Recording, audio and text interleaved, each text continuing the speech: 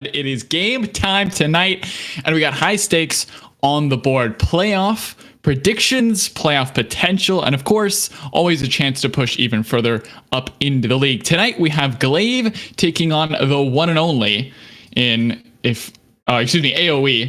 Looking at their old name, Orbital Void is like, they don't play anymore. Orbital Void, aka AOE, God Squad taking on the likes of Glaive, championship organization, taking on a team looking to make their mark. We have to sort of set the stage here for this particular match tonight, because Glaive Esports is second rank right now. As long as they win one or two games, they're pretty much guaranteed a playoff berth. They're playing for seeding here, and they do have to be careful about seeding. Lotus is right on their tail. Glaive right now sitting at, I believe, 17-4 right now. Lotus 15-6. So just a 2-game differential between the two. AOE God Squad, on the other hand, they're in a bit of a finicky situation. Oh, finicky. Okay, I'm going to say it. They're in a finicky situation. They're sitting currently, fifth place right now, 11-10. And a lot of that was coming off their first couple of weeks. The fact that week one was Orbital. They came in, they had to put a team together. They kind of sacked their first 3 weeks. And since then, the last 5 weeks, they have won, I believe it was 11 games, lost 1 game, forfeited 3. So out of the 12 games they actually played, they've got more than 90% win rate. Now, the problem is they're sitting right at 5th, 6th right now, so they're barely in there. And they now have to face Glaive this week. And I believe they're facing Who Flash that fight. Who Flash next week, I believe. They face down, yes, for their last week. So they're facing the top 2 teams right now. They have to start proving themselves right away. They don't get the luxury of saying, hey, we'll get into playoffs and then we'll try and, beat the other teams. No, they're playing the top 2 teams here. And if they get into playoffs, they're going to be in a very, very good position to potentially even clinch, first or second place. Yeah, probably going to have to go through those same top tier teams again. So upcoming weeks going to be very important for them, but I want to dive particularly how AOE is going to get there. We're going to talk about Glaive later. Of course, this roster, this organization is known for its success, but AOE are the ones that need to prove themselves tonight, and specifically diving straight into the players. Paxax has had highest numbers throughout the split. If you're not FFing games, Paxax is going to last hit minions. I know that can make you a little upset, but I mean, he's my man to watch. We're going to get a little bit of a deeper dive on him later on, but this guy could really make a difference when it comes to critical moments, especially those late game big pop-off team fights. And Paxax, we bring him up because, he is very good at farming. I mean, there are certain champions, certain players we talk about, who just kind of power farm the entire game and then join the fights after that. Yeah, that's not Paxax. Paxax has a 60% kill participation ratio. And to put that into context here, the highest KP is Waffle Wheel on Lotus at 77. The lowest is Papa Francesco at 37. So he's actually on the higher end of things here. And his CS at 10, he leads the entire league right now in terms of that. So right away, in lane, this guy takes over. And for the side here of Glaive, Tuper, Jado, as a bot lane, they're solid.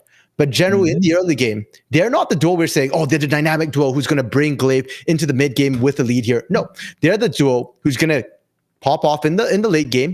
When Giga is in there doing everything, when Puffles is causing hell and havoc, Tuper's there to follow up, clean up, make sure everybody's dead, take your turrets down as well. So this bot lane can get really messy, and it's a question of, can Tuper be that consistent carry to maybe keep pace, keep even, or maybe try and keep down Paxax, or are they going to get run over?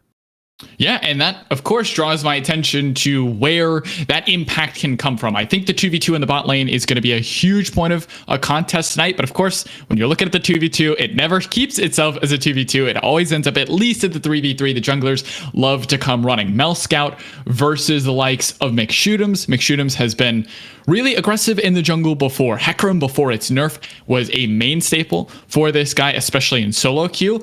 Not sure if we're going to get the Sunderer build from him tonight on the Hecarim. With the range nerf, shouldn't affect him all too much in 11-13, which is definitely something we have to talk about with the crazy changes.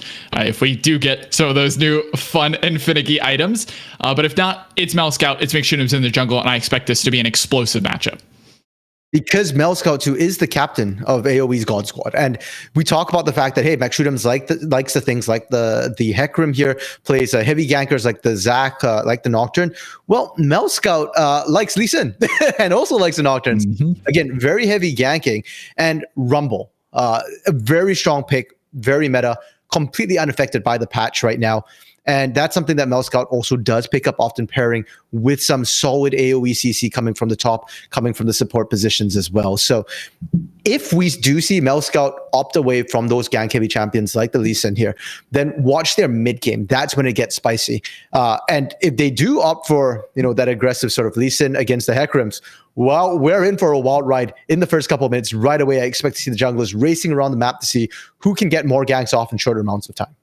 And always racing to that top crab. Always seems to be the graveyard for so many junglers and their support mid laner and top laners alike. And the last matchup I think we really owe some respect to is the mid lane. These two may not be at the forefront for their positions. When you think of big mid lane names, you may not think Puffles, you may not think Runeweaver, but these guys have a lot to prove tonight, and certainly they're no slacks when it comes to getting involved early on. The Talia, if it's left open, I doubt it will be, but if it is, that could be a huge game changer with the Weaver's Wall accessing all points of the map. The fact that Runeweaver got, what was that, 20, 23, 26 kills against YO, that's absolutely nasty.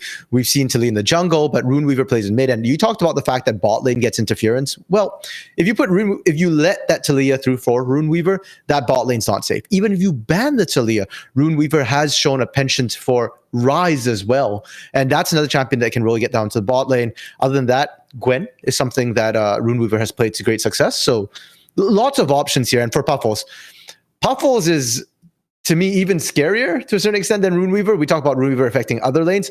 Puffles will affect his lane, and then the spill over from there. The Zoe pick comes to mind when we cast them the last time here. Was an absolute monster, did not die a single time, just causing grief for everyone. The Akali as well in the game one, winning fights that they had, frankly, no business winning.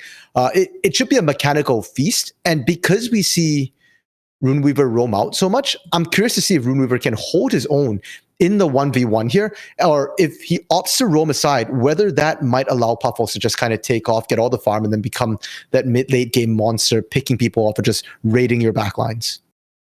Funny enough, he actually has a negative win rate on Zoe and solo queue. It is his most played champion, Puffles, but doesn't find the success in solo queue that he does here in the heavy league. But yeah, Akali certainly another option as well. Lots of access under the backline. If you want to stop the enemy AD carry from making that late game hyper carry DPS style, Akali is certainly a way to do that.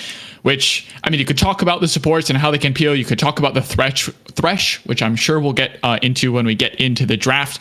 But these two teams, generically, as we pull back, look at the bigger picture, they both have things to prove. It's just really different in the way that they need to do so. If you're AOE tonight, if you can get wins off of Glaive, who realistically can't you beat? Who flashed that fight? We probably agree are on another level compared to everyone else here in the heavy league. Maybe there are challengers like Glaive, like Lotus, but if you can beat the likes of Glaive, you're not too far. You're only a rock's throw away from beating the likes of the number one in the former VBO. Again, AOE hasn't even played Who Flashed That Fight yet. That's their final match of the regular season as well. And so imagine if they beat Glaive here, the stakes could not be higher, right? It could be almost a preview of a potential finals match for our last week. And for Glaive Onyx, I mean, they too are in a position where they do want to prove themselves. Maybe not so much as against Who Flashed That Fight, but more that they and Lotus have kind of been going at it neck to neck for second place the entire season here. And right now they're sitting at second, but it's not a comfortable second here, whereas I do believe Lotus has a much easier end of season schedule. So Glaive kind of have to force themselves to step up a little bit. I mean, it's good practice for the playoffs here. Should be an interesting one. And Necrox, I know we didn't really talk too much about the top lane, but I mean, Giga. Giga is absolutely massive, right? Like, and I expect Giga can take this over, and then maybe that's one of their biggest strong points here. Definitely something that gave Who Flashed That Fight and then Lotus a bit of a run. Giga, my opinion of Giga probably isn't the same as everyone else's here, because every time it feels like I'm in charge of analyzing Giga, I never see the Giga. Maybe sometimes I see the boss show up in different weeks. He replaces Giga occasionally. I don't know when that happens. But this week we are getting Giga, and I hope that we get the Rumble. I hope that we get the Gragas. Things that can be lane dominant, but can also make incredibly late game plays as well. If he can pull out things, like the Rumble or maybe pocket picks, Giga with the Gragas, I'd love to see it. Regardless, I think he could make a huge impact, but I just don't think they send the resources up there with their invested bot lane. I want to take you on a little trip down memory lane here, RMC. If you ever heard the stories of last playoff split, it was a rough time for early exits. Lotus probably deserved to go to finals, maybe even win it all. Hashtag not biased caster. And they just got knocked out in quarters by Wyo. Now Wyo are at the way other end of the table. If Lotus really don't shape up, and if teams like AOE don't shape up, or even Glaive, they could find themselves leaving way too early. And in a best of 5 series, anything can happen. It's not a block of 3. It's not, you win 1, you lose 2, it's whatever. If you lose a set amount of games, you're out, you're gone, right? There's no takebacks, there's no draft errors that we have. So I'm really hoping that these final weeks are really clean play and are showing and displaying what teams can bring when the pressure's really on.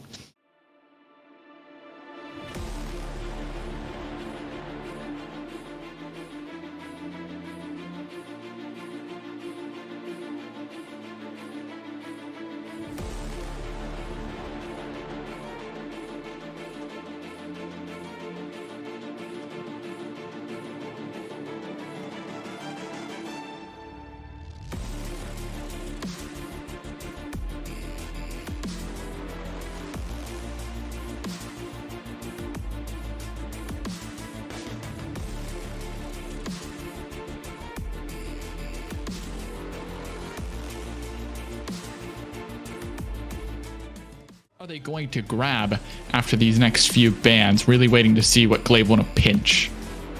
And for Glaive here, I mean, you kind of might want to pinch the mid lane pool. That's generally what most teams have done. Ryze banned 8 times, Talia 7 times. Viego got banned a couple of times as well, that being a flex pick between Mel Scout and Runeweaver and Andesu potentially here. For AOE though, there are 2 bans I really want to see. One of those 2 needs to come out, I suspect here. One of them being the Gangplank to come out to take it away from Giga, because that is Giga's bread and butter here. Or potentially that Zoe that we talked about, which has done so much for Puffins. It has done an incredible amount of work throughout the entirety of the splits.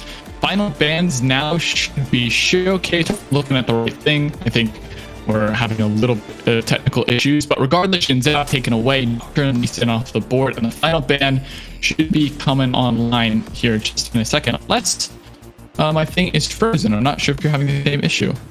I believe, yeah, my picks bans have been slightly frozen here as well, unfortunately, but hopefully that gets fixed shortly. We can, I believe stream is doing fine. It's Shinzao ban and Gwen coming out. So the Gangplank, the Zoe, both of those are still open for AO.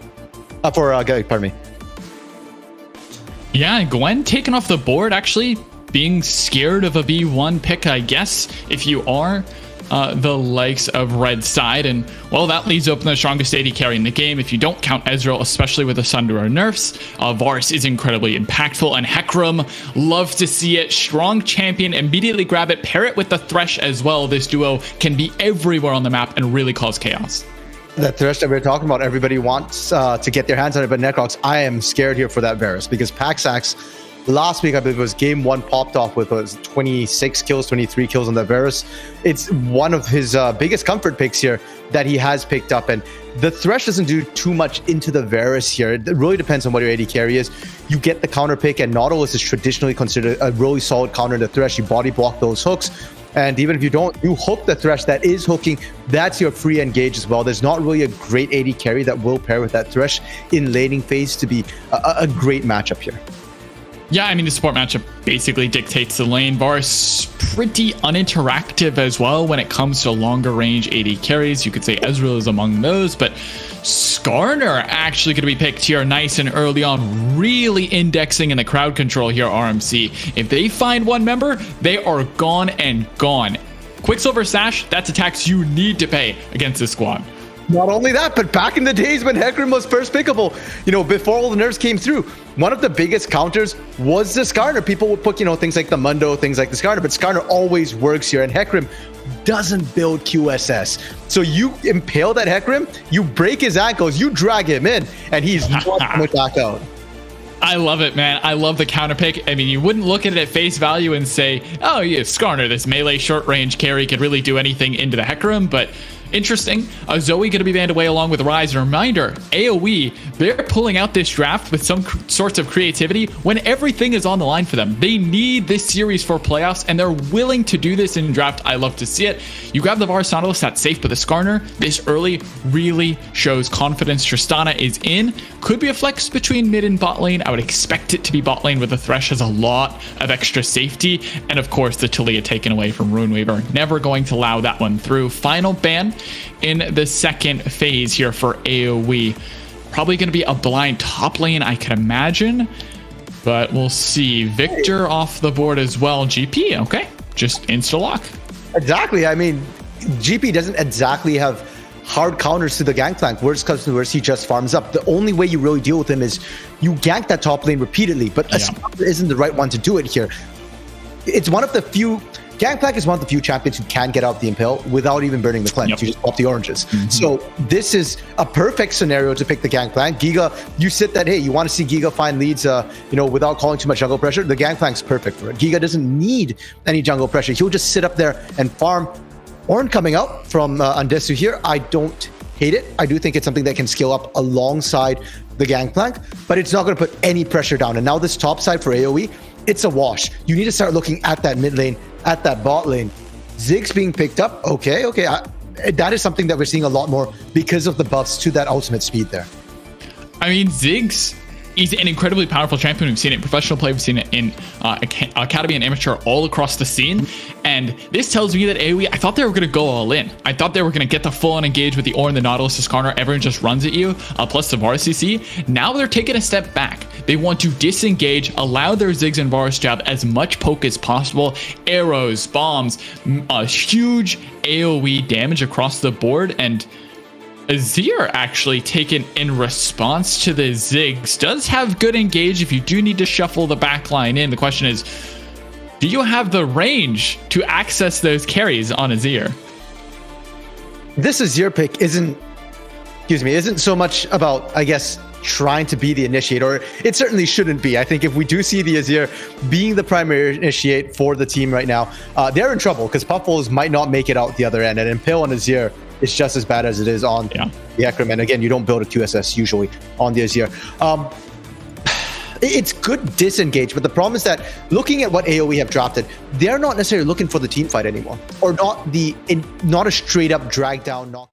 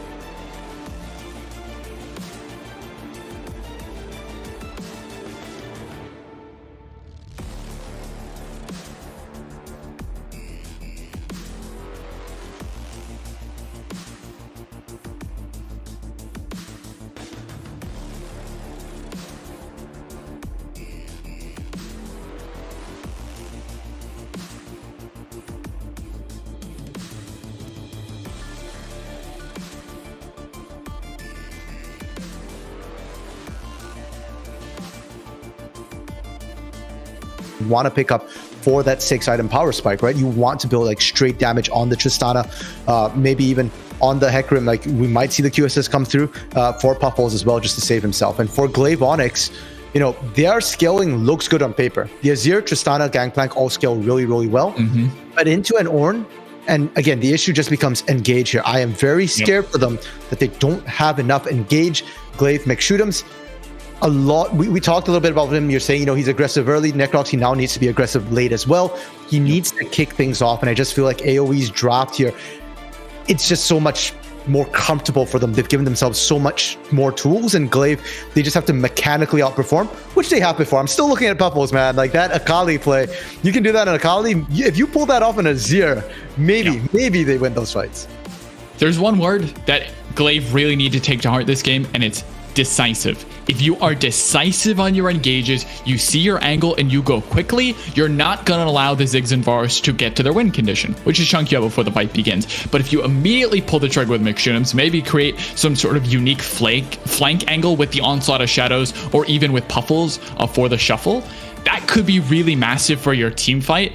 Glaive, they're known for just dominating teams before they even get a chance to get to their win condition. This team has just run over scaling compositions time and time again, and if they do that again, this should be no problem, right? You have McShoot'ems on his Hecarim. I expect to see the Sender. So if you go bot lane, that Tristana Thresh are going to get uber fed into the Varus, and if he's not ahead, those arrows don't start to hurt, and your win condition starts to disappear. And I know that we keep talking about, you know, the junglers and all that, but I think my matchup for the game that I'm going to be keeping an eye on the most is probably the top lane, actually. Giga on this Gangplank versus the Ornn. I know it's kind of odd, and it's not for the lane. It's more, how can Giga affect the map? Because odds are he's going to be running teleport, and he'll have the cannon barrage. And as hard as it is to 5v5 fight, in the early to mid game here, if you can make those global plays happen, if you can get Tupper, if you can get Puffles ahead here, you know, maybe you snowball from that. So my player to watch, Glaive Onyx's Giga top lane.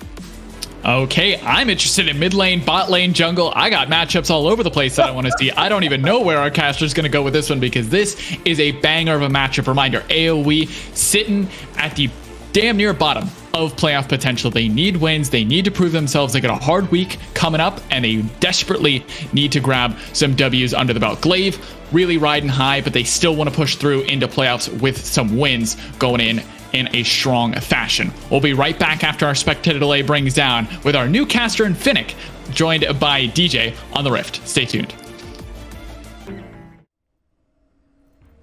Ladies and gentlemen, boys and girls, NBs of all ages, welcome to the Excellency Heavy League. My name is Finnick, joined on the desk today by the ever-lovely DJ, and we are into Game 1 of AOE God Squad versus Glaive Onyx on the blue side. It is AOE God Squad with Andresu in the top lane, Mel Scout in the jungle, Rune Weaver mid lane, Pax Saxon AD carry, and Kenny Master Lin in support.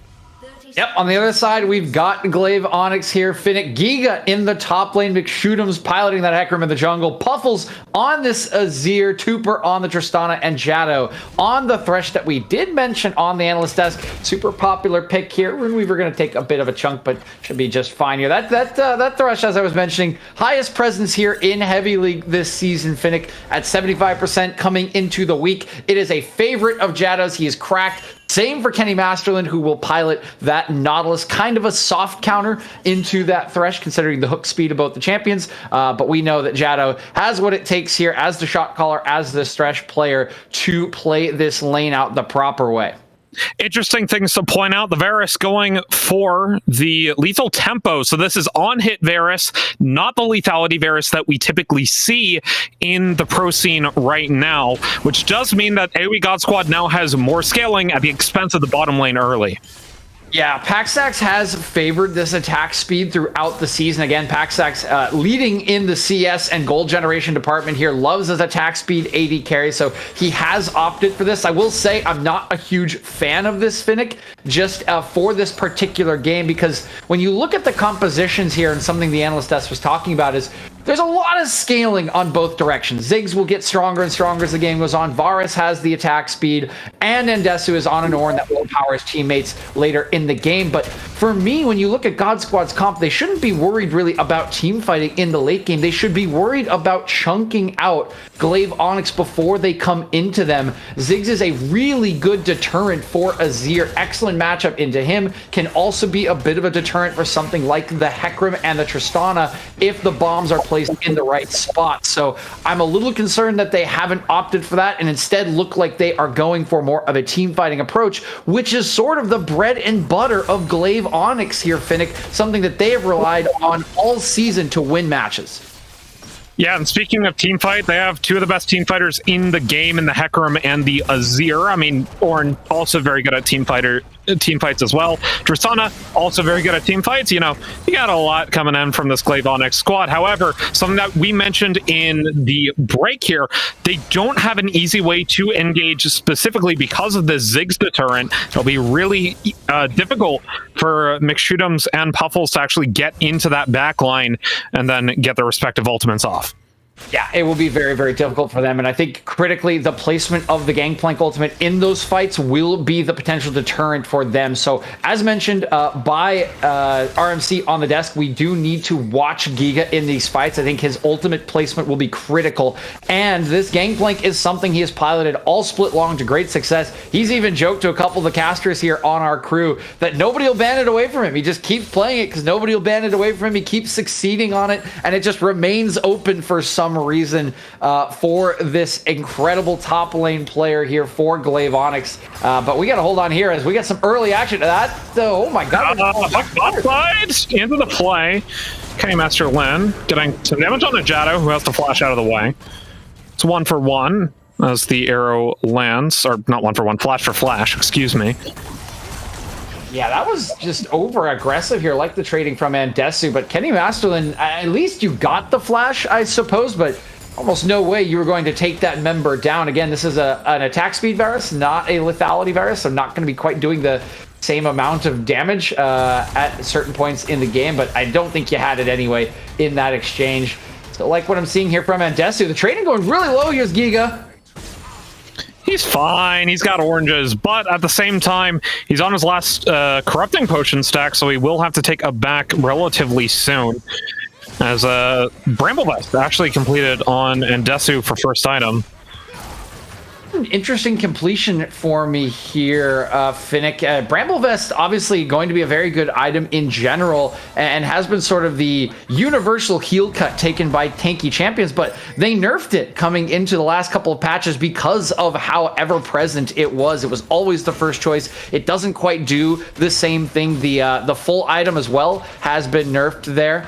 So I'm a little surprised that this is the choice. Gangplank does have the oranges, but outside of that, there's not a whole lot of sustain in his kit. It may just be trying to punish these early trades, make sure that Giga can't quite stay in the lane. But when I look across at their composition, I honestly don't think heal cut is the thing that you need to be going for. I would be looking for much more tankiness and probably a Randuin's Omen at some point when at least 2 of these champions, if not 3, will be relying on auto attacks or empowered autos through their abilities here, Finnick. As you mentioned, the Randuin's Omen, potentially a power spike for Andesu. We can talk about the other power spikes across the map. Of course, Melscout probably still going to go for that chem tank despite the recent nerfs to it for his first item. Ziggs, though, stacking a tier right now. Yeah, Ziggs is going to be stacking that tier, and Ziggs does still have some itemization choices at the moment. He is running the Electrocute here, so won't quite have that Dark Harvest stacking, as he's just going to pop his ultimate here to clear the wave. Interested as to what this is for. I think he might be trying to create a window here on the bot side for this Drake. You can see the Scuttle Crabs being cleared away, but I don't think they quite have the prio. You can see the jungler hanging around, but I think the base from Rune Weaver as he's walking through might be enough to control this. We'll see if McShootums elects to go for this first Drake, as Melscout's looking for a bit of a sneaky lane play here. Perhaps, but I don't think we're going to get a 3v3 here for sure. Jado into the pull from a Kenny Master Lin. Jado goes down very low. The bomb's coming in from Tristana. They're able to get 1 kill, but it's traded right back onto the enemy AD carry as the Hecarim ults back in. Now onto Kenny Master Lin they go. The Tupper trying to get some damage in, but he's going to give it over to McShootums. It's a 2 for 1 in the bottom lane. First blood AOE, but Glaive come out on top. Yeah, I think both teams will kind of be happy with parts of that. Paxax decides to flash in to pick up that first blood, but that does doom him, of course, as McShootums comes in without the flash. No way to get away from the charge. You can see it here. Melscout gets this play going. Nice hook initially from Kenny Masterlin. Hook doesn't land onto Melscout, but Jaddo's just kind of left up a creek without a paddle there. Paxax, I think he sees McShootums coming, realizes he's as good as dead, so he flashes in to get the kill, but level 6 is the decider here as McShootums is accelerated ahead of Melscout. That unstoppable onslaught splits him up, changes the fight, and gives the extra kill over to Glaive Onyx. And the extra kill begets the dragon. First one of the game is the Infernal. Next one will be the Mountain. So we're either on an Ocean or a Cloud Soul this time around. As we take a look at the CS, Paxax currently leading over the Tupper in the bottom lane. Elsewhere, we are even in terms of CS. Paxax should be actually decently ahead of the Tristana, as he also got first blood to the Tristana's second blood and assist. And keep in mind how important that will be. Once again, normally Lethality Virus is a mid-game kind of spiking champion on 1 to 2 items. Attack Speed Virus needs more kind of the 2 to 3 range, right, to be effective. And this is something that Paxax has done all season long, just out CS his enemy laner, getting to incredibly strong points in the game. Remember, he had an 18 kill game in week number 1 alone, back when Orbital Void was actually a thing. So right back up to his old tricks here, despite dying in the bottom lane, and will be setting himself up pretty nicely here as this one does play out. But I do want to talk a little bit about the Drakes as this lane does get shoved in. I don't expect a dive here, even as this hook does land. Yeah, just an easy flay, and Kenny Masterlin gets out of the way. But this is first tower priority actually going over into this bottom lane, as they will keep the plate from falling just for a little bit longer. But that's the danger of laning against a Tristana when you don't have that lethality. Because even though Paxax is able to win on CS, the lane prio goes in favor of the Tristana more often than not.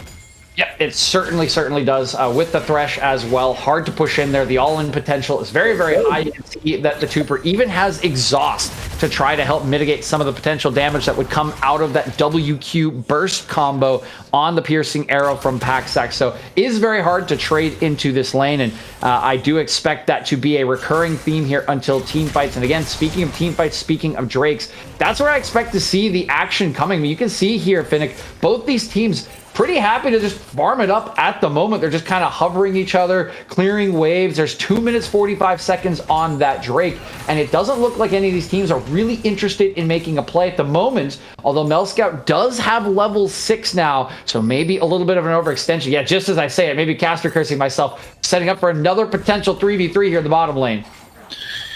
Yeah, but unfortunately for AOE, they don't know McShootums is here. We get a recall coming in from the Skarner, as he had taken the Rift Herald. That's the empowered recall. So no action bot side, as McShootums goes out and channels his recall as well. This is actually really nicely done here from AOE. I think their Spidey sense is tingling a little bit, and I think the communication from Melscout good as well. You can see on the map, no camps are available here anywhere. Very hard to gank a Ziggs with the package. It looked like the base was coming in from Giga, and there's no setup from the Gangplank. So I think AOE kind of sussing out that really bot lane, probably the only place that McShootums would be interested in looking for. They stay back underneath their turret, they stay safe, and they continue to scale up. But again, go back to the point, as I did not caster curse myself here, Finnick. It appears that we are headed for that Drake for the next potential scuffle. The big question is going to be whether AOE decide to fight at the second or third Drake here. Well, hold on, as we're going to have a 2v2 in topside. Call the Forge God channeled onto Giga. He's able to get the knockup as the Hecarim comes in. He gets the Onslaught of Shadows as Giga flashes out of the way, but he still goes down. TP coming in from the mid lane of Puffles MIA. He still has the Zero Ultimate available, and he misses it. What a whiff from Puffles, and it's a kill going over to AOE God Squad. That one to the Ornn. What? Whoa, man, not good cleanup here coming through from Puffles, but a nice play from AOE as it's Melscout arriving first. And yeah, Gangplank has an orange to immune 1 CC, but he can't immune 2. He gets knocked up, hit up once again by the orange. He doesn't have the orange for the Impale. This is an interesting play from Jado. We got a flank from Giga. The ultimate TP coming in on top of the Herald, but Mel Scout still goes down. Solo kill to the support of Glaive Onyx as McShootums comes into the fight. He's onto Endesu. Jado, though, he gets a hook, goes golden. Runeweaver still here, puts down the bombs right below him as he has to flash over the mid wall. Puffles covering him off. It's a 1-for-1, but a support for jungle, I'll take that any day of the week if you're Glaive. Yeah, it's a really nice play here from Jado, knowing Ooh, okay. Rocket comes out of the way.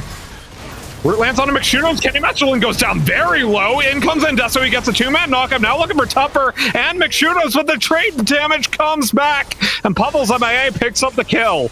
Yeah, there's just not quite enough consistent damage there. Ziggs is a great champion, does a ton of damage, but doesn't. And he gets the kill with a buster shot.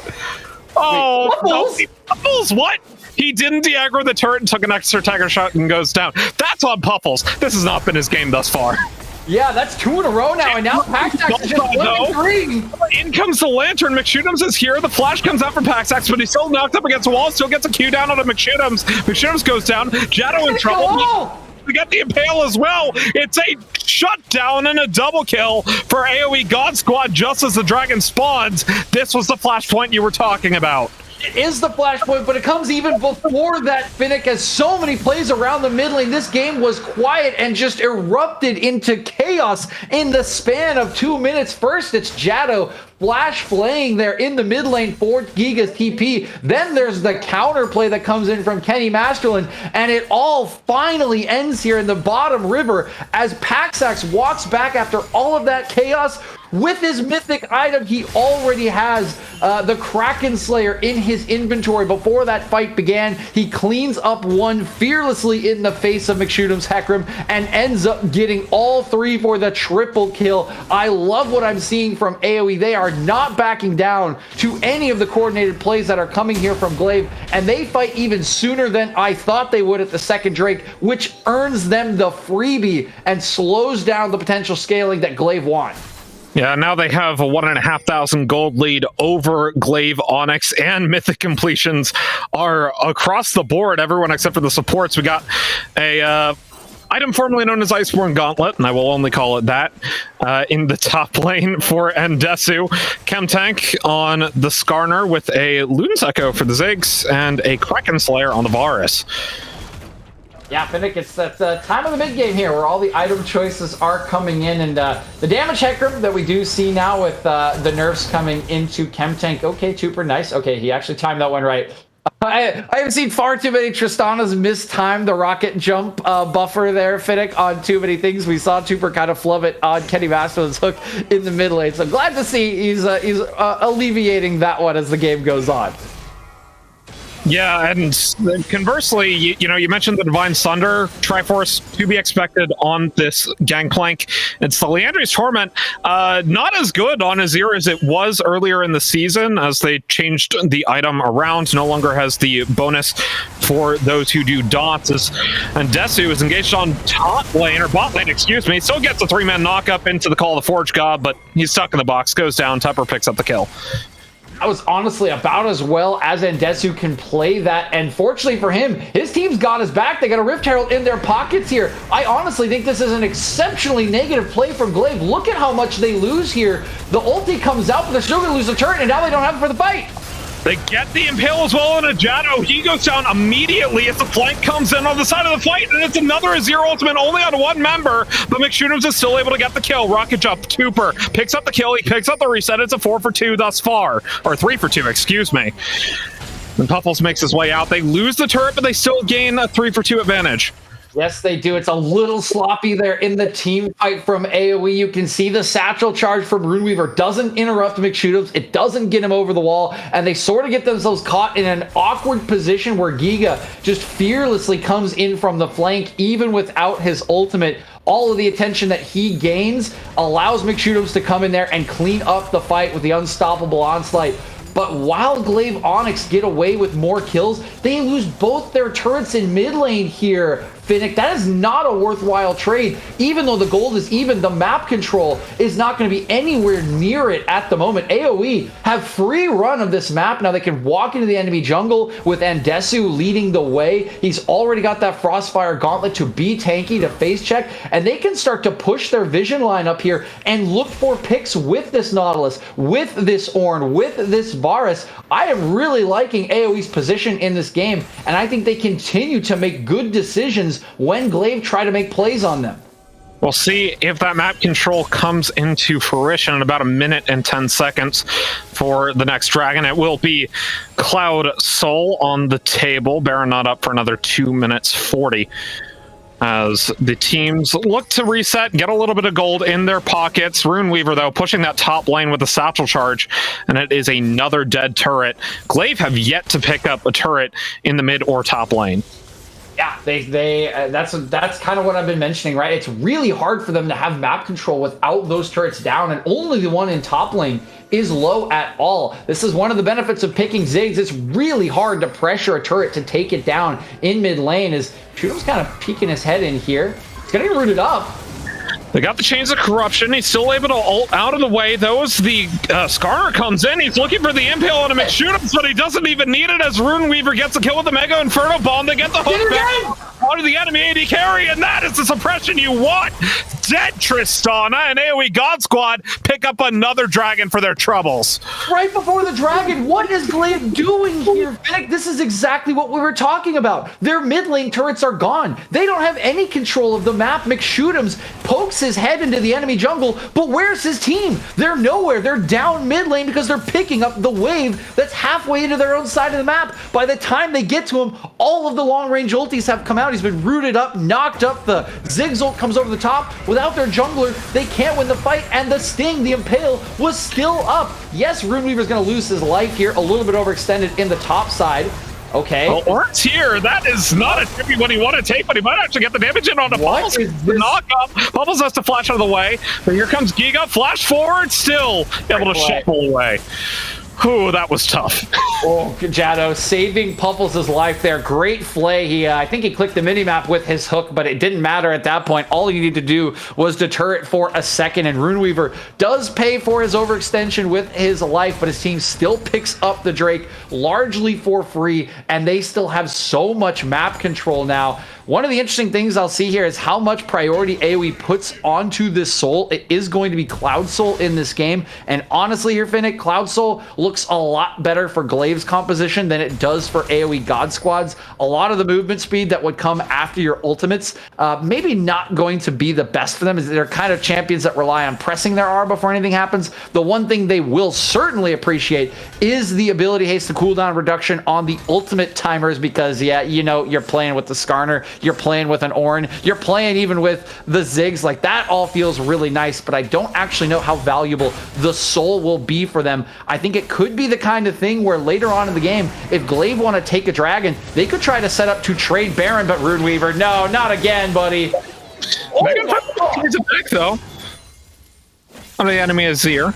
So Runeweaver, he'll be happy with that. He traded mid laner for mid laner at the very least. Runeweaver's going to be laughing his ass off into his screen here. What was that damage in the true damage zone there? That was disgusting. This is, kids, guys, everyone out there, pick up Ziggs in your games, please. No, I don't need Ziggs. As a Nibby player, I don't want someone who outranges me in my lane. Please, no. Why is it allowed? That's not allowed. That was so disgusting. He's on 2. I think he just picked up his second item. I don't even think he had it. Like, that was stupid damage there. And we're 21 minutes into this game. It's only going to get worse. Oh, he's on the top where he wants to try to make his way out, but they still get McShootums for the ultimate. Jungler's down, Baron's up. I think they can just hop on this. Why not? Yeah, I think you can absolutely win this. They still have 2 of their ultis and an Ornn. I don't know how you can test this. There's no cannon barrage. This is looking like a Baron for AoE. Maybe they can get a miracle shuffle, though. Puffles has yet to hit a good one this game. He does get a hook play on a Kenny Master Lin. Almost actually seals that with the barrels for Giga. But he's out of the way and takes the lantern to safety. Baron for AoE God Squad. Oh my god, we both saw it. That was at 75 HP. Oh my god, that was way flat out.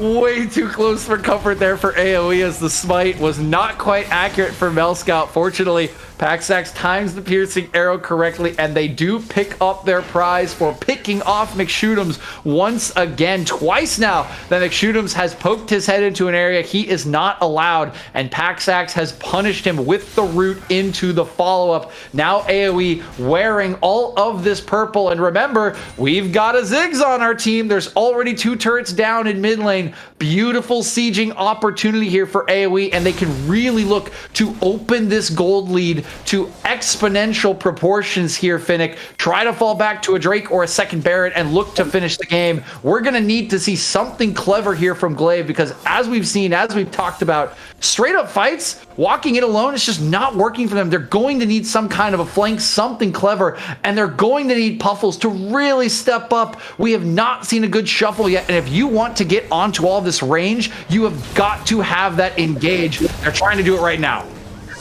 Oh, Mouse Scout actually hooked away before he can get his way out, but Mouse Scout flashes back at the nest to get the onslaught of shadows. That's a kill already going over to the Tristana as Glaive tries to get his way to Paxax, but he goes down. Now Puffles MIA, long for the world, goes down as well. It's a 3 for 2 in favor of AOE God Squad, and Jado, he's trying to make his way out. He hooks him in just for help. Double kill to the Ornn, and Jado falls once again. This one to the Skarner. 4 for 2. AOE God Squad pushing it on the bottom lane. They should be able to take this turret, maybe even the inhib tower. Yeah, I think they absolutely take the inhib tower, because Ziggs is still alive. I think they just take the inhib here. Giga's on the other side of the map. He's going to set up to recall, but this should be gone well before anyone is up. Yes, the Trooper's up, but there's too much CC here with Mel Scout. This is definitely the first inhibitor falling here. Look at how they just shred it down here. The siege coming in. 1 down, 2 more to go here, as AOE will walk away with their prize after a 1-team fight. And it comes down to those fancy angles. Glaive just can't seem to find them, and when they do, it's on to Kenny Master Lin, who's not only a support, but also a tank, and Mel Scout, who is also super tanky. It's not onto the Ziggs, it's not onto the Varus. They need to find those, as Tupper rocket jumps to safety. They're pushing in towards this dragon. Glaive are looking for a fight, maybe. Mel Scout is here. Has the Impale. I mean, they want to fight for this. They don't want to give up Soul Point, but everything's up here for AOE God Squad in terms of ultis. McShootums diving in on a Runeweaver. He gets an onslaught of shadows, but the dragon still goes over to AOE, and McShootums just gets deleted away from the rest of his team. Call the Forge God gets channeled. They got a 4-man ultimate from the Azir, but I don't think it's going to be enough. Just Kenny Masterman flashes to follow up, and Mel Scout's here as well. Runeweaver picks up Puffles, and then Desu looks for a knock up on the Tupper. Can't really do that to a Tristana. Barrel, though, comes in on to Kenny Master Lin. He's chunked out for quite a bit. Forward, here comes the rocket jump, and the cannon barrage as well. Tupper gets the kill, and Desu in trouble, but that is a beautiful charge from Runeweaver to get out of dodge. Lovely stuff there from Runeweaver, and the fight ends even in the extended play as Kenny Masterland falls, but they do still get the Drake here, and now on Soul Point is AOE God Squad. I think we might be getting a replay of that last fight here, see when it does come up. Again, okay, we do see it here. Keep your eyes for me on the front line here of AOE God Squad. Look at Ndesu and Kenny Masterland just filling up this choke point. McShootums goes in completely alone, and now he's already gone as the ultis do come out. It's a really nice shuffle there from Puffles, finally finding the angle that we wanted, but like you were saying, Finnick, not quite enough damage, and he didn't get it onto Runeweaver, so there's still 1 carry available. Kenny Masterland, as the health bars are blinking, goes a little bit too far. He will lose his life to even out the kills, but I think AOE will be happy with what they've got, because now with Soul Point on the table, they can actually just bait the next dragon for a Baron, right? They can do whatever they want in terms of map movements here. Glaive have to respect both of those objectives or risk giving up a game-winning kind of buff here. Everything in the favor of AOE. They're up 4k gold. They have full map control inside the enemy jungle as they set up their wards for that Baron coming up in a minute. As we once again take a look at items, though. It's a 3-item power spike for the Ziggs. He's got his Rabadon's Death Cap. completed. That is insane. QSS only on 2 members of Glaive thus far. And Random mentioned in draft, I believe it was Random, maybe it was Necrox, saying Hecarim doesn't build QSS. Well, guess who built a QSS this game? It's Hecarim and the Tupper as well. You know things are bad when your Hecarim builds a QSS. Yeah, that just feels terrible, Finnick. That feels so absolutely terrible, particularly when Hecarim is now not building that chem tank build, right? It's all damage. So you're just missing out on damage, right? Like, you just can't do your damage. Everyone is so accelerated ahead of McShootums at this point. 3 items here on Pack Sacks, 3 items on Runeweaver. They are so farmed up at this point in the game. It's pretty scary, and you're still working on that third for Puffles. He doesn't quite have the Zonias available just yet. Yes, he has a stopwatch, but again, control of the map is just all in AoE's favor. They don't seem to be afraid of anything. They've got the Spire as well. They're just popping right onto this Baron on spawn. Yeah, and I don't think Glaive Onyx really want to contest this, but they did actually chase off AoE God Squad with a Cannon Barrage. I'm actually a big fan of this from AoE. I think this is really, really clever. I think that's exactly what they wanted, right? They see the Cannon Barrage come out. They just peel off. They say, that's what we wanted. They go clear the wave, and now they can contest again as they're right back into the river. And Desu just going to walk in because nobody can really kill him in any sort of short exchange. They've also split up the fight here. McShootums is at an odd angle. They're going to... It's once again McShootums caught out of position. Mega Inferno Bomb lands. He gets the hook as well. And that's a dead Hecarim. Once again, Giga be damned. But here comes the Death Rush. They get the hook. They get the kill on the Metal Scout as the Emperor's Divide comes in. Giga on the flank. Paxax, though, flashing over towards the GP as a hook lands from Jado into the play, and Deathsu flashes away. Giga's here, though, and he's got damage with the barrels. Another hook from Jado as the poke keeps on coming out from the Ziggs, but they can't make it stick. Both junglers off the map. No Barons. Yeah, both junglers off the map. It's a critical pick off there as Mel Scout does walk a little bit too far into the brush. Good save from Glaive Onyx as their jungler is caught out yet again, but they do have to deal with these supers from the bottom lane that are starting to pour into their base. They need to clear them out, run back out, and they do have the third item for Azir here. So now both of those late game carries on some pretty big spikes here, Finnick. They can potentially start to pump out the damage, and they'll have to do it around the Drake that comes up here in 20 seconds. You can see everyone piling in, trying to establish early control, but it does look to be AoE who's once again first to the scene. And the Tupper, meanwhile, isn't even on the 3-item power spike that we need on the Tristana, right? She has this trough at 2 items. Mega Thermo Bomb used, but they don't actually get any kills with it or any damage whatsoever. Call the Forge God channeled on to 2 members, and Desu here with the knockup follow-up, but he can't find anyone. That is still Dragon spawns. No one has started it quite yet, and 2 ultimates down for AoE God Squad. Do keep in mind, AoE God Squad has 2 Cloud Drakes already in their inventory. You can see Runeweaver's ultis actually only has a quarter of the cooldown left. It's almost up already. A little bit longer on Andesu's, and that is a big one there, the call of the Forge God. I think that's why AoE not too keen to just start this one up. But they have chased Glaive out of the river for now. Although, Puffles, he might go for a cheeky pick here. He's got a lot of damage on this Azir, but they might just catch him out. He's shuffling away. Yeah, that's the immediate turn from AoE God Squad. They have the angle into the pit, but they have to catch back onto the mid laner. Emperor's Divide is a swing and a miss as it only hits tanks. Diving to the back line though for McShootums. He gets a kill onto the enemy AD carry, but it's going to be suppressed by the Skarner. Tries to get more damage in as Tupper cleans up the fight. He rocket jumps. He's looking for more damage, and Desu gets a 3-man knockup, but it looks like the fight actually might be going the way of left for AoE. That's what's a shutdown for the Tupper. He goes massive in the fight, goes 4 for 2, but once again the objective goes to AoE God Squad. Glaive will get the Baron, but it still is soul to AoE. Yeah, the soul goes over to AoE. I don't know if this is worth it, Finnick. I think the Baron might be a little more important for them here, and the collapse from Glaive was so clinical. Giga coming in from the flank. They collapse on both sides. They kill both carries instantly, and while the Drake goes over, there's no damage to fight back here. You can see the pincer comes in, and this has not worked out for Glaive all game long, but the Cannon Barrage, we've talked about it so many times, was critical. Slowing down everyone. The engage from McShootums puts Paxax so low, he falls instantly, and Runeweaver had been playing aggressive to zone away the Azir, to zone away Puffles. He falls as well. There's nothing left for AOE to win the fight with. Fortunately for them, they do manage to hold on to the Drake. They get the soul, but it does come at the cost of the Baron, and this is going to be a critical timer here for Glaive. They have reached the point where they can team fight here, Finnick. They have the 3 items on Azir. They have 3, nearly 4 on Gangplank. They have 3 now on the Tuper. But again, the question mark will be how good is the engage? You are engaging into Ziggs. You are engaging into Ornn. You are engaging into Varus Nautilus. It is not easy to do. There is a lot of damage on the other side. You have to keep looking for these angles. You have to get good cannon barrages. You can't just front to back this. A lost team fight here is going to be the game with an exposed inhibitor and a Ziggs on the enemy composition. The Glaive have a gold lead for the first or second time this game, I should say. They're looking to play with it at the moment. Gold really kind of on that AD carry pickup as Tupper did so well in that last fight, but it's also on Giga.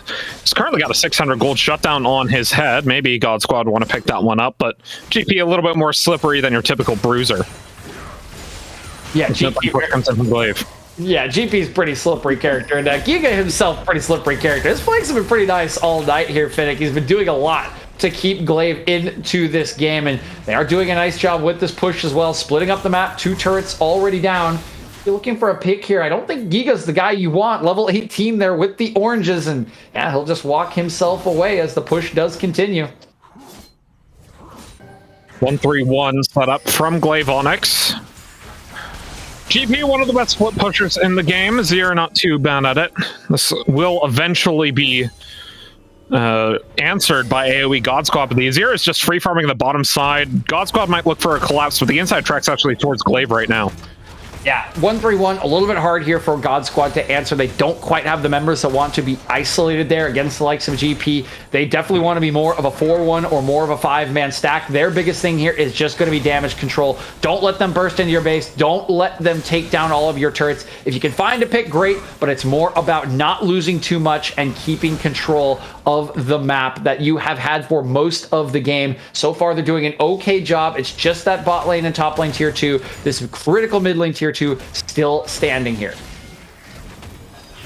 15 seconds remaining on the Baron. I don't think Glaive are going to be able to take this mid lane T2, but with the next objective spawning in 2 minutes, it'll be the Elder Dragon. Once Elder's on the table, soul does not matter as they take the mid turret with the last dregs of the Baron buff and a bomb from Tristana. Everything pretty much even up now, actually up in, or excuse me, even on turrets, because that inhibitor turret is down here, Glaive Onyx, so they do even out that turret kill count, 3k gold up, and yeah, as you were alluding, I think we're headed for an Elder fight here, Finnick, and I think it's likely to decide the game. A little bit more structural integrity for AOE God Squad, but at 35 minutes in with a level 18 GP, I think you still lose your structures pretty quick. And now Puffles even ticking level 18. Only member here for AOE that has that is Runeweaver on this Ziggs. Paxax still working his way up there at the level 16 mark, so definitely some base stat advantages here for Glaive Onyx. Their carries are very online, but it does look like it's all going to come down to the execution at this Elder Drake. If you are AOE, get some poke in early and try to absorb the engage. Glaive Onyx have got to be looking for some sort of clever flank once again, Giga on a flank, or some sort of tight choke point with the Gangplank ulti. That's how you win this fight if you're Glaive. If not, you can just peel them away and then try to counter as AOE. Both AD carries on 4 items as well. 4th item, Phantom Dancer for Tristana, which is pretty common.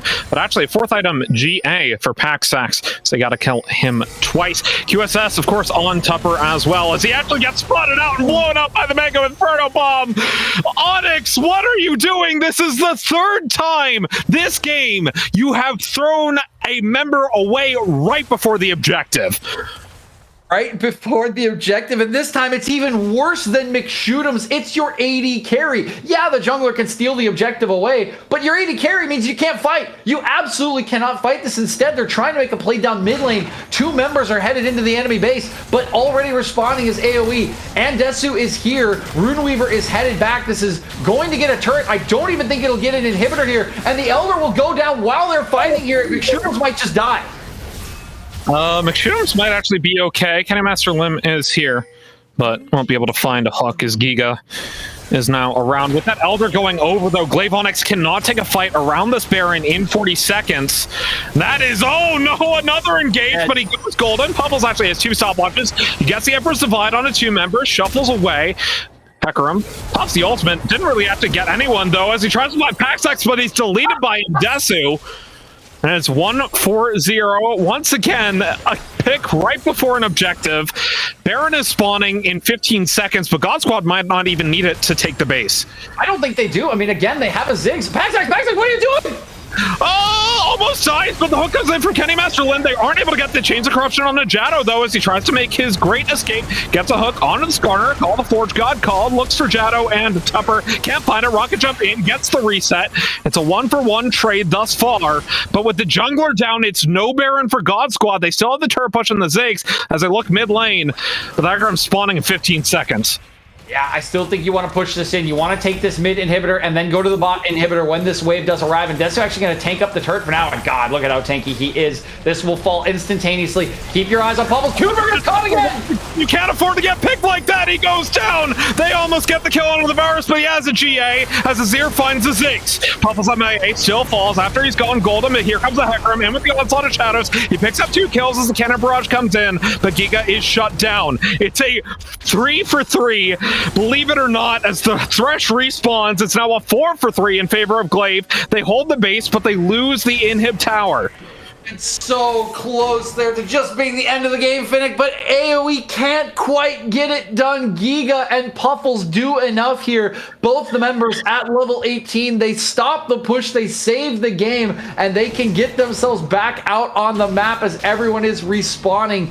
4 more minutes now on an Elder. The Baron is up, and we're going to see a Baron dance here. We were talking about a pretty hype game that we had with the Ziggs just a couple of days ago between me and Diafinic. Looking like we're going to get another one here in the late game. Is Kenny Masterland kind of alone? Might be in trouble with Jado, but he has Mel Scout here. They have the Impale available. Not going to use it quite yet as the play comes in. Here comes the stun into the Impale. It's on to McShoot'em once again. If he dies, this is Baron to AOE, but he's able to make his way out. The onslaught of shadow still loses his support. McShoot'em's now in trouble from Mel Scout as he had the contact, now stunned up a little bit, taken down low, and finally taken down completely. Mel Scout with the kill, and it's 2-for-0. God Squad once again look to push into Glaive Onyx's base, but they're still into it. Tristana Azir.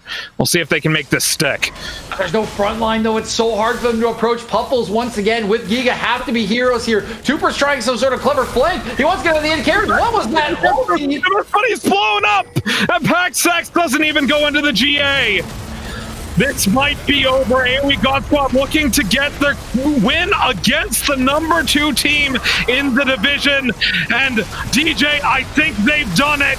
They might have done it. They got the second Nexus turret and they're onto the Nexus. They take down Glaive Onyx.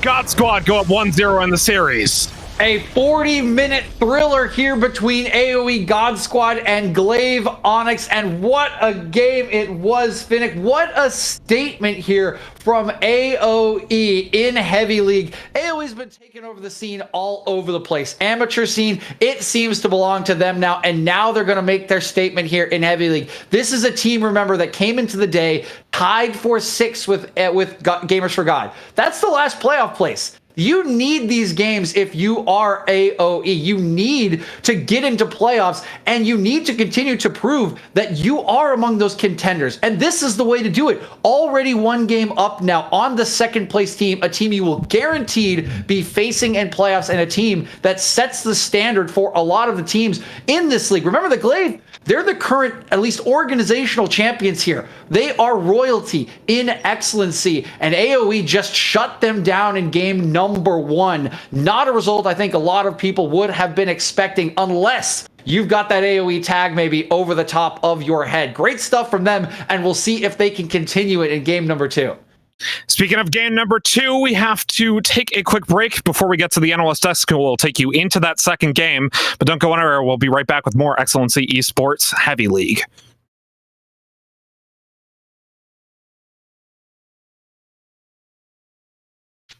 Hello and welcome back. It is the Analyst S time in RMC. Oh man, that game was rough, but what a critical win for AOE to grab over Glaive. So many close calls, but in the end, just barely able to squeak it out. I mean, literally Pack Sax, if he dies there to that final explosive shot, they can't end the game. And we go on again. 1 HP survival and the game. AOE barely grab their dub. We saw it over and over again, Necrox. The fact that Paxax did go down, the fact that Runeweaver did go down, it just couldn't push. That's why the game ran as long as it did. And yes, I do think there was a draft difference. I talked extensively about it, but I do also want to point out there was the players as well, because how they played it, I was thinking, it's going to be a methodical game, a lot of zone control coming out from the two teams, wave clear, stall, all that stuff. No, none of that. These teams, they amped up on their AM grind before they got into this. They drank their coffees, their hype. They just smashed at each other over and over and over again here. And we said that we wanted to see McShootums step up on the Hecarim. He did. The fights they won, almost all of them came off really good engages into that backline with that onslaught of shadows there, burning down Paxax immediately. And while I'm still not a huge fan of the Azir engage as well, if they did find Paxax, if Puffles did decide to trade 1-for-1 with Runeweaver, that's the win that Glaive needed to win those team fights. I'm not sure that I've seen a singular ulti from Ziggs do more damage. Literally anyone that he clicked on that entire game just eviscerated in a team fight, whether it was Puffles trying to get a shuffle off in the back line or just Tooper getting caught out, trying to use this flash away from the Corrupting Chains, not able to do it. Corrupting Chains, Death Bomb, it's a simple condition. And if you want ease of execution, the composition doesn't really get much easier than that. And when you get priority in the river like they had, but it feels like all game around the Elder, around all 4 Drakes that they secured, they just shoot arrows, they shoot those ultis, and then the Ziggs damage follows through. And this team just had a massive win. We have to give props to AOE, but Glaive, there was something there. There was a fight back when you and I both thought that game was over. It wasn't, and it wasn't even close to being over. Where's that spark, and how do they turn that spark into a full flame? I think that spark really comes from all their members, and it comes from all of those members throwing everything in the kitchen sink at Paxax, right? Like, again, if they kill those 2 carries, they're fine. They're good.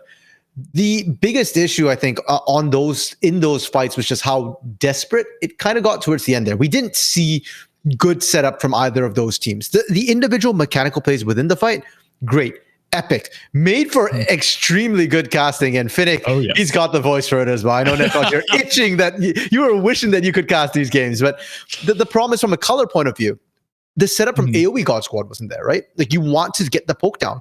They rarely got the poke down. They had plenty of burst, but poke wasn't there. And likewise, for Glaive Onyx to a certain extent, I want to see slightly better vision so that they're not throwing those onset of shadows blind into the back line. Yes, McShootums landed a lot of that, but a lot of it was blind. And if you can track where their carries are, if you can set up the flank a little bit better so that Giga is in position to follow up immediately, and not just with a cross map cannon barrage, like physically there with barrels set up. If Puffles can try and analyze about where the safer angle to approach is, maybe they survive. And you just need one of your carries alive. They had multiple. Gangplank's a carry, Azir's a carry, Tristan's a carry, and we saw if one survives, they push in. They almost get the Nexus. Almost get the inhibitor. Pardon me, not the Nexus there. And then maybe things turn on them. But yeah, step 1, drop. Let's fix that first.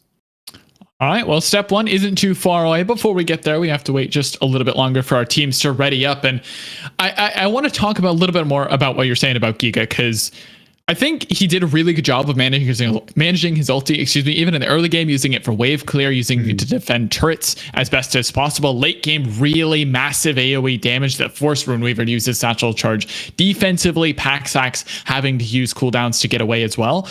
But it feels like the barrel chains in particular were a little lackluster. I think if you can land those critical bear chains, if you're there beforehand, like we were saying, able to set those up maybe out of vision or whatnot, they can really start to deal damage and force flashes versus just tickling Endesu with a parlay, which is what it felt like in team fights. And Giga can be a main carry. He can step up and provide a lot to this team.